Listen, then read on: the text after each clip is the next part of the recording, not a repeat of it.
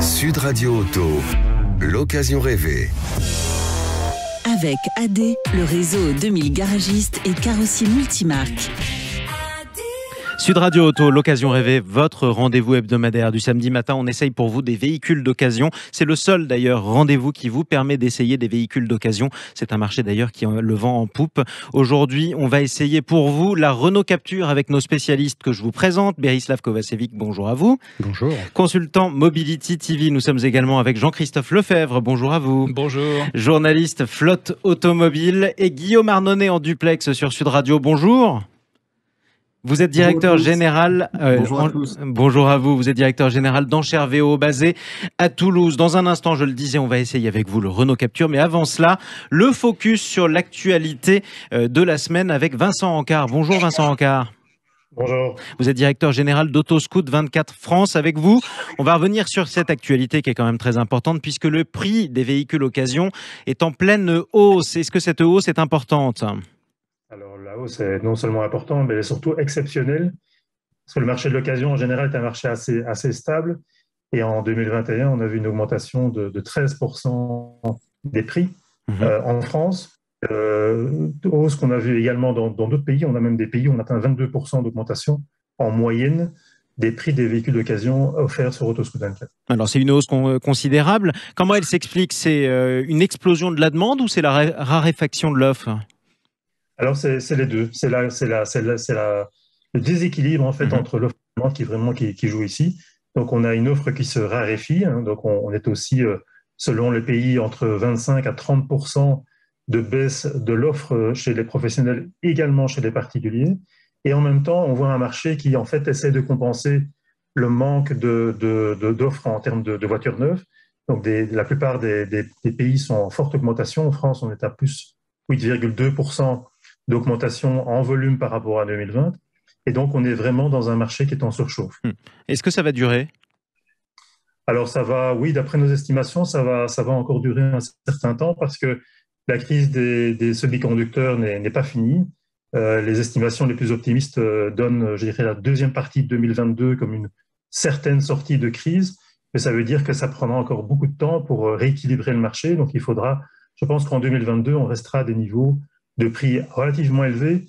On va devoir voir également si on va pouvoir garder le niveau d'immatriculation que l'on a vu en 2021. D'après nous, on va avoir un certain ralentissement en fait, des immatriculations, donc une certaine réduction de la pression sur les prix, mais ça sera limité. Ce sera limité, espérons-le. En tout cas, attendons de voir justement la suite des affaires. Merci beaucoup pour cet éclairage, Vincent Ancard. Directeur général d'Autoscout 24 France. Vous voyez, le marché de l'occasion, chers amis, est en plein boom. Ben justement, tiens, on va essayer de vous aider à y voir plus clair.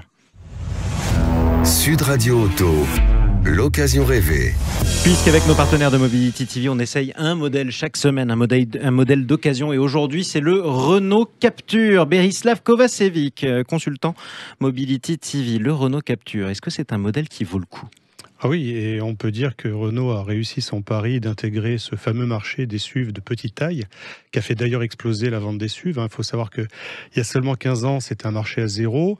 Renault n'y était pas comme les autres. Aujourd'hui, c'est 45 à 50% des ventes. Et le Captur a capturé son public chez Renault depuis 2013, quand ils ont sorti la première version, avant de lancer une deuxième version très réussie en 2020. C'était le premier modèle de SUV pour Renault. Du coup, c'est un essai concluant. Un essai très concluant. Ça n'était moins le cas pour son grand frère, le Kadjar, qui d'ailleurs va être bientôt restylé. Absolument. Le grand frère, c'était lui, le premier modèle. Jean-Christophe Lefebvre, le Renault Captur, toujours aussi concluant. Oui, vous adorez ? Oui, depuis le début. Alors, non seulement ça capture la clientèle, mais en plus, ça la captive. C'est très captivant comme engin, parce que par rapport à une Clio sur laquelle il est basé, il y a beaucoup plus d'espace, une position de conduite qu'on connaît, c'est celle des SUV. Et en plus, et avant tout, c'est extrêmement confortable avec d'excellentes liaisons au sol, y compris sur la première génération de 2013 qui a été changée en 2019 avec beaucoup plus de prestance et beaucoup plus d'atouts en termes d'agrément de conduite. Donc bon, moi, par rapport aux concurrents français, Peugeot 2008 ou Volkswagen, je pense que c'est la meilleure valeur en occasion, évidemment, sauf en diesel. Alors, Guillaume Arnonnet en duplex depuis Toulouse sur Sud Radio, directeur général d'Enchères VO.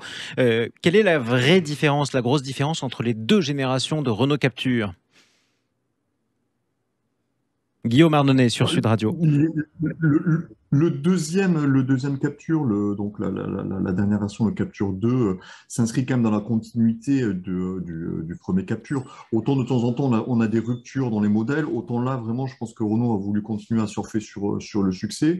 C'est vrai que c'est un modèle qui aujourd'hui fait vraiment partie du paysage, que ce soit le 1 ou que ce soit le 2. Donc, on en a presque oublié à quel point c'est un modèle de rupture, parce qu'effectivement, il a participé, comme on l'a dit il y a quelques instants, avec ses cousins des marques françaises type 2008, a créé vraiment le marché du SUV, en particulier du mini SUV. On oublie aussi également que c'est un véhicule qui a lancé un petit peu la personnalisation du véhicule à grande échelle, puisque c'est un véhicule qui reste personnalisable en biton. Alors aujourd'hui, on s'y habituait, mais en 2013, c'était pas forcément évident. Personnalisable en biton, personnalisable au niveau des jambes, personnalisable au niveau de l'intérieur. Enfin voilà, donc c'est des choses qui aujourd'hui nous paraissent, je dirais, somme toute assez courantes, mais c'est des éléments de rupture dans le paysage de l'occasion. Donc le Captur 2 s'inscrit dans cette logique, et même en design, je dirais, il est assez dans la logique du Captur 1. Ça n'a pas été une révolution en termes de style, et pour cause, parce que c'est un produit qui se vend super bien, quoi. Donc, on vient de voir avec notre invité Vincent Ancard que le marché de l'occasion voyait des prix augmenter. Il faut débourser combien pour un Renault Captur 2, Guillaume Arnonnet ? Alors, pour un Renault Captur 2, aujourd'hui, pour vraiment, si on veut un véhicule récent, grosso modo, le marché, il est à partir de 20 000 euros sur un véhicule faiblement kilométré. C'est, comme on l'a dit, un véhicule quand même qui s'est beaucoup vendu, le Captur. Donc, pour un Captur 2 qui va démarrer à plus de 20 000 euros, vous allez quand même trouver du Captur 1 aujourd'hui dans vraiment toutes les gammes de prix. C'est-à-dire qu'aujourd'hui, vous pouvez vous faire plaisir avec un Captur qui ne va pas avoir 100 000 km à moins de 10 000 euros. Donc voilà, effectivement, les plus récents, comme d'habitude, sont sur les tranches de prix largement supérieures. Mais comme c'est un produit, de toute façon, qui a eu quand même, comme toute la marque Renault, un positionnement assez populaire, ça reste quand même un véhicule très accessible, en particulier dès qu'on se positionne sur les générations première génération avec un petit peu plus de kilométrage, ça reste vraiment un véhicule très accessible, le Captur. Miroslav Kovacevic ? Oui, en fait, il est successful, on l'a dit, puisqu'il a été top 5, top 6 en véhicule neuf pendant des années, 60, 70 000 ventes. En occasion, c'est carrément 120 000 captures chaque année, donc 10 000 par mois. Comme l'a dit Guillaume, entre 11 et 18 000 euros. Alors, effectivement, il faut se méfier de certaines versions. Certains diesels ont souffert, mais le DCI 110 est très très bien. Le fameux 1,2 litre TCE essence est bien également. Le seul défaut de la première génération par rapport à la deuxième, c'était ce fameux Airlink, Renault Link, qui avait beaucoup de bugs, alors que la dernière génération est très très fiable. C'est ça, donc préférez la fiabilité de la dernière génération, j'imagine. Jean-Christophe Lefebvre ? Oui, si on veut donner un conseil, c'est la première génération qui est née en 2013 a été restylée et remotorisée en 2016. Il faut peut-être arriver en 2016 pour pouvoir toucher des véhicules intéressants. Pas avant, du coup. Pourquoi pas, mais enfin, ça sera beaucoup moins cher. Et il y a quand même eu des problèmes sur le 1,2 litre qui n'est pas que sur Captur, sur le reste de la gamme, avec lequel, d'ailleurs, Renault, aujourd'hui, est embêté parce qu'il y a une class action. Une action collective, c'est un certain nombre de clients justement qui se retournent en justice contre le constructeur automobile. Parlons des concurrents du Renault Captur. Il est en rivalité avec quel modèle, Jean-Christophe Lefebvre ? Peugeot 2008, que moi je vais pas trop critiquer, même si je n'aime pas du tout le petit volant et j'aime pas trop son style un peu agressif. Je trouve que le dernier Captur est bien plus sympathique. Donc vous préférez Captur, on est d'accord ? Oui, et y compris en motorisation, j'aime pas les moteurs chez Peugeot. Bon, voilà, mais comme ça c'est dit. Vous aussi, Miroslav Kovacevic ? Captur a été devant le 2008 dès le début. Alors l'ancien 2008 n'avait rien à voir avec l'actuel, il était moins monté en gamme, c'était plutôt un break surélevé, pour ceux qui étaient un peu méchants sur son design. Il avait un côté pratique et ça avait permis à Peugeot de rentrer quand même dans le match, le temps d'arriver vraiment avec un produit abouti comme le dernier 2008. Mais avantage en tout cas Renault Captur sur sur ce segment entre les deux. On aura noté votre avis. Merci à tous les trois d'être intervenus dans Sud Radio Auto, l'occasion rêvée. Berislav Kovacevic, consultant Mobility TV. Merci à vous, Jean-Christophe Lefebvre, journaliste flotte automobile. Merci. Et merci à vous, Guillaume Arnonnet, directeur général d'Enchères VO du côté de Toulouse. D'ailleurs, on refera régulièrement le point avec vous en duplex depuis Toulouse.